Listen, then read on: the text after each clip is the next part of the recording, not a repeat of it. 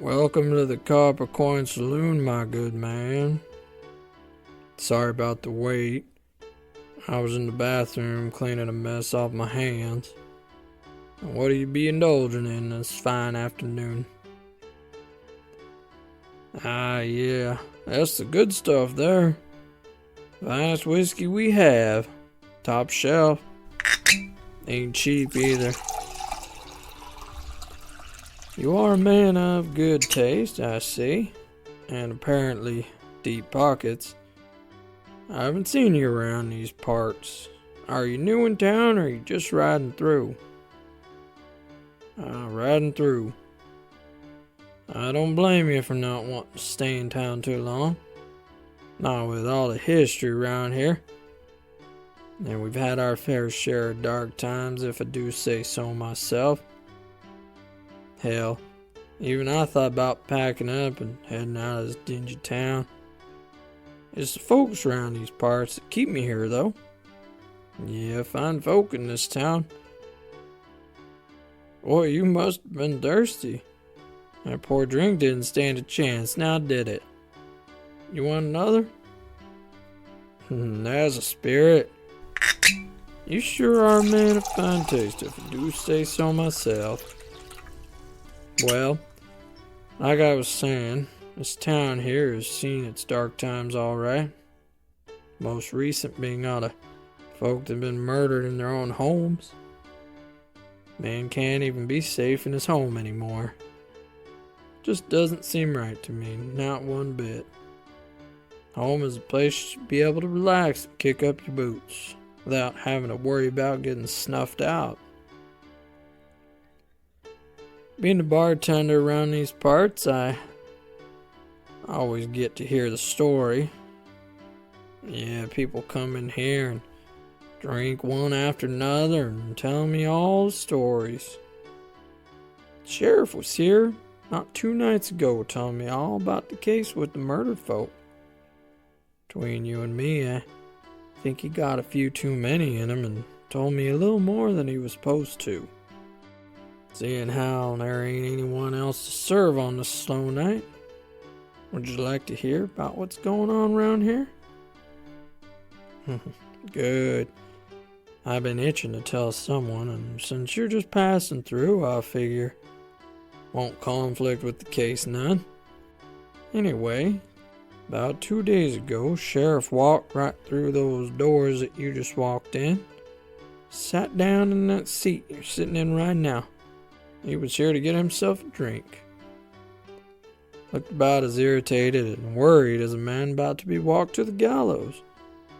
I didn't think much of it though, him being a lawman and all.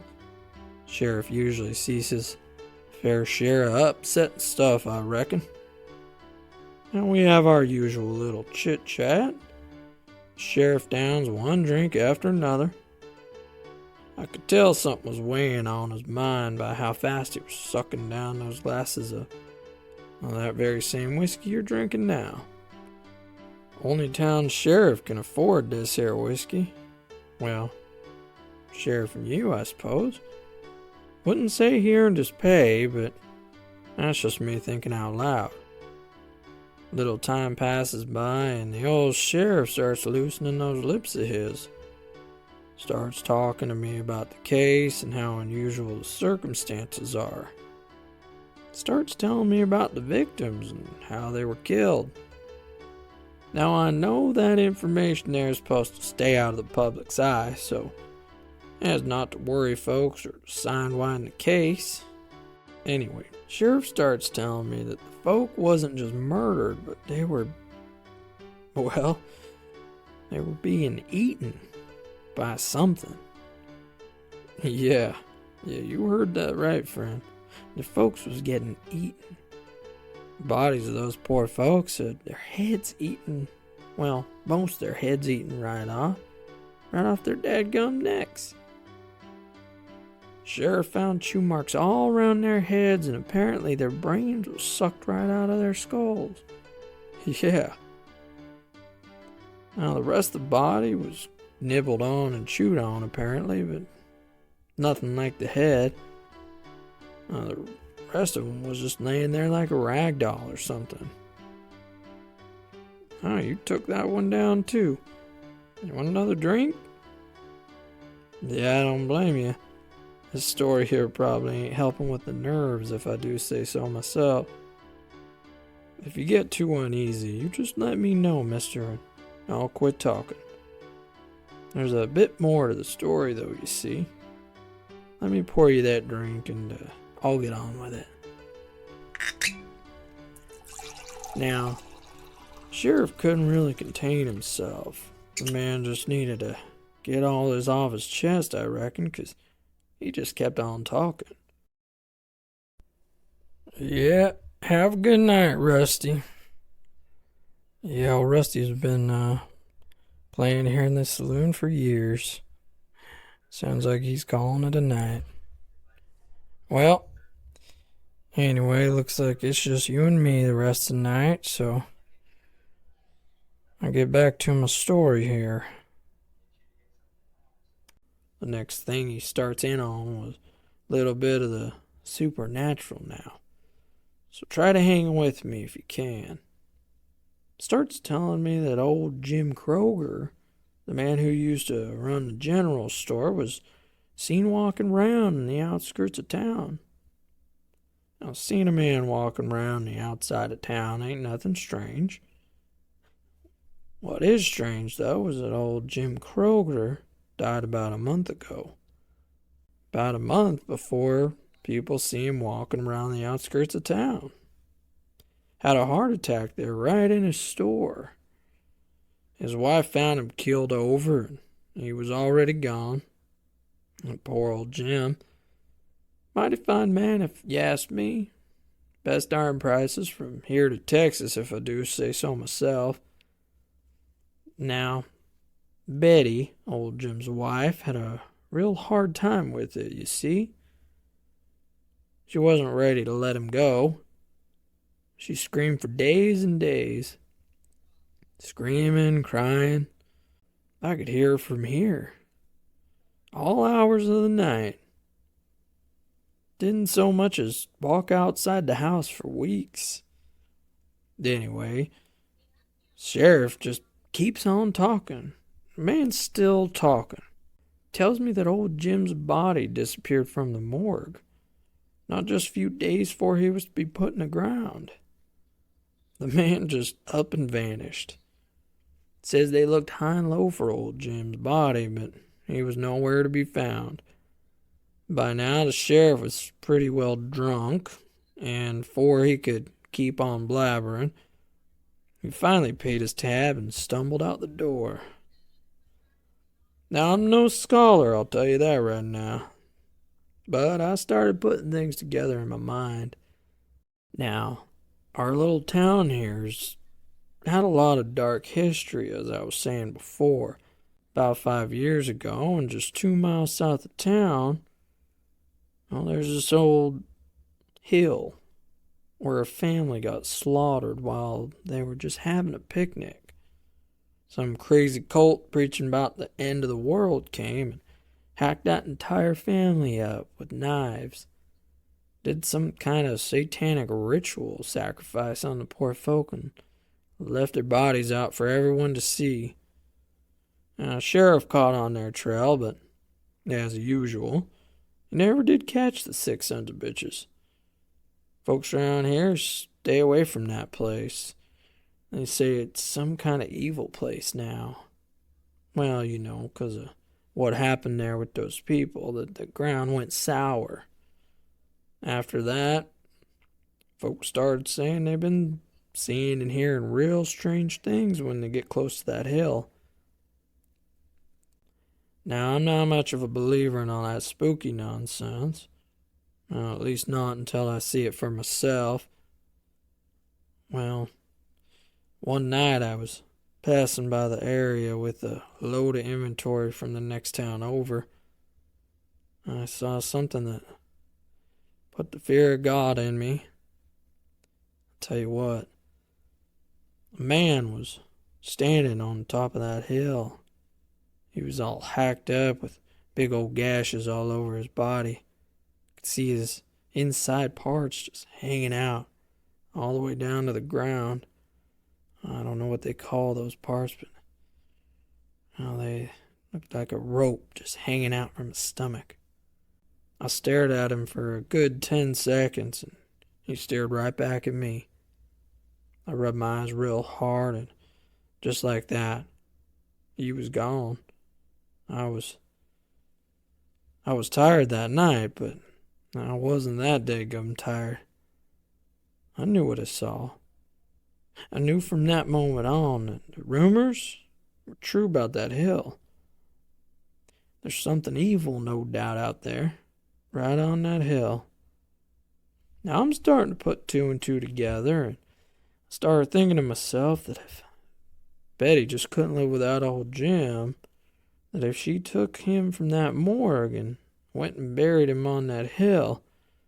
Now I know it sounds crazy, but if that patch of land there and does have some kind of evil running through it, then maybe it's possible to bring something dead back to life. Yesterday I went over to the sheriff's place and told him what I was thinking. The man laughed me right out of there, calling me an old fool and a few other things I don't think I ought to repeat. Now, I decided I wasn't going to get anywhere talking to that thick-headed sheriff, so I decided I'd go right to the source myself. I went and talked to Betty Kroger. Now, I'm no lawman, and I shouldn't be putting my nose in the case, but I had that gut feeling that I was right. I asked Betty if she had anything to do with Jim's body going missing from the morgue, and she told me I was crazy. She told me if I didn't stay out of her business and get out of her house, she was going to shoot me where I stood. Well, I wasn't about to go getting shot, but I also wasn't about to just call it quits. My gut was burning. You know that feeling, mister? When you know you're right about something, no matter what anyone says. That's the feeling I was having, and I wanted to find out the truth. Anyway, I might look a little tired today because I was up pretty late last night. Last night I closed up the bar as I usually do, but instead of going to bed, I went and found a nice little spot to see if I could catch old Jim wandering around. It was a big full moon last night, so I had plenty of light to see. Sat there with my beef jerky and cold glass of sarsaparilla, and I just watched for anything unusual. Sure enough, around 1 o'clock I saw it. Now they jimmied the lock real quick-like and walked right in as if they owned the place. Well, they didn't own the place. You know who owned it? Yeah, yours truly. Now I figured since I was sniffing around and asking questions that they decided I was going to be Jim's next meal. At this point, I had to make a choice. Go get the useless sheriff or deal with it myself. I decided not to wake the good-for-nothing sheriff and walked right in after him. Wow, you done polished off another one, huh? Wow, mister. We wouldn't want you falling off that horse. All right, one more, but then I'm going to have to respectfully cut you off. Not to mention, it's just about closing time. Anyway, back to my story. I asked him. I walked right in that house right behind him and asked him if I was interrupting something. They both turned around real quick in a hurry with surprised looks on their faces, I'll tell you that right now. Thought they had me over a barrel.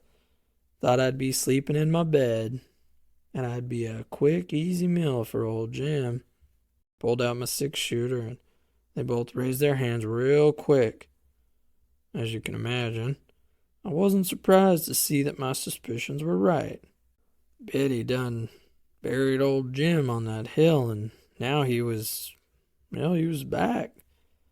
Being half dead didn't do him any favors in the looks department either, I'll tell you that right now. He was uglier than before he died, which I tell you I didn't think was possible. His skin all green-like and hanging off his bones. The man's eyes were almost all white, and his teeth were a real nasty yellow. A true-to-life zombie, I guess, is what I was staring at. I think that's what they call him. Anyway, he even planned on eating my brains before I got the jump on him. Now, mister, I know this story's hard to believe, but I'm telling you, it all happened just this way. Now, I always took a real liking to both of them, so I decided to hear 'em out. Betty spilled her guts about the whole thing, and well, old Jim didn't have any guts to spill, if you catch my drift. Now, just as a thought, Betty took Jim's body and buried it on that hill where the family was murdered. She said she wasn't ready to let old Jim go. She just couldn't live without him. Now, the whole time she's telling me all this, Jim is just staring at her with those rotten white eyes. I could tell he just loved her so daggum much. She felt the same about him. Don't know how. The stench coming off that man made horse shit smell like roses. Now, Jim tried doing some splaining too, but had a hard time talking with his jaw sort of hanging off the rest of his face. He did his best to explain that without eating human flesh, that he was gonna shrivel up and go right back to dying. Said he even tried eating animals and regular food for about a week, but everything he ate made him sick and feel like he was gonna just pass out. Now, it sounds like they read about this condition of Jim's that was going on, and they said that all the books and folklore said that there was only one thing he could eat. You guess it, mister. Old Jim could only eat human brains. Now, they decided that if it was the only thing that could keep him alive, they'd do whatever they had to do. I guess in a way I kind of respected that, you know. Sometimes we gotta do what we gotta do to survive, I suppose.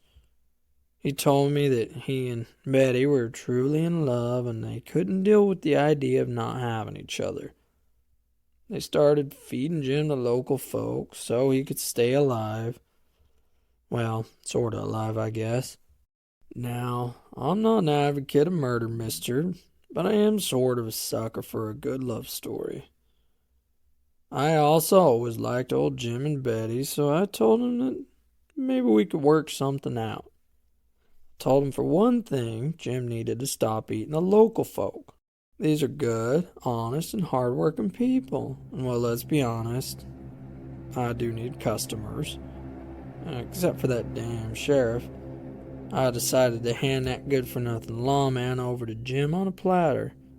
Went over to his house, cut his damn throat while he slept, then gave those two the word that he was still fresh.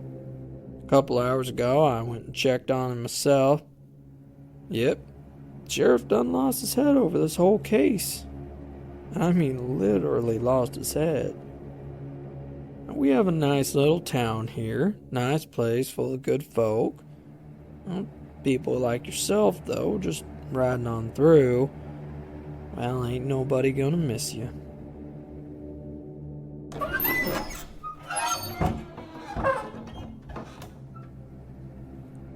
Well, there's Betty and old Jim now.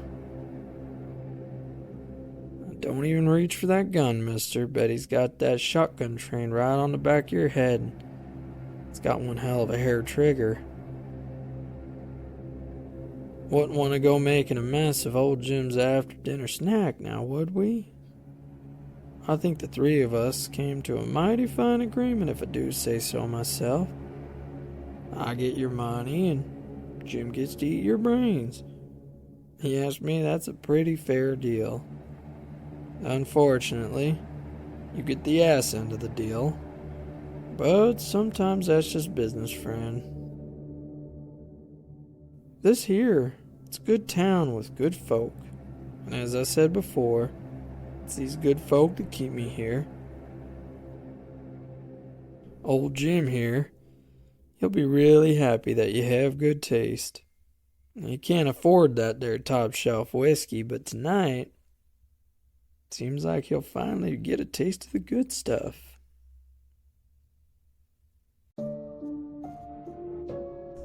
Thank you for listening to another episode of Dark and Twisted Tales. This week's episode, Top Shelf, was written and produced by Will Bowser. If you'd like to hear more Dark and Twisted Tales, please be sure to like and subscribe wherever you get your podcasts. Thank you, and good night.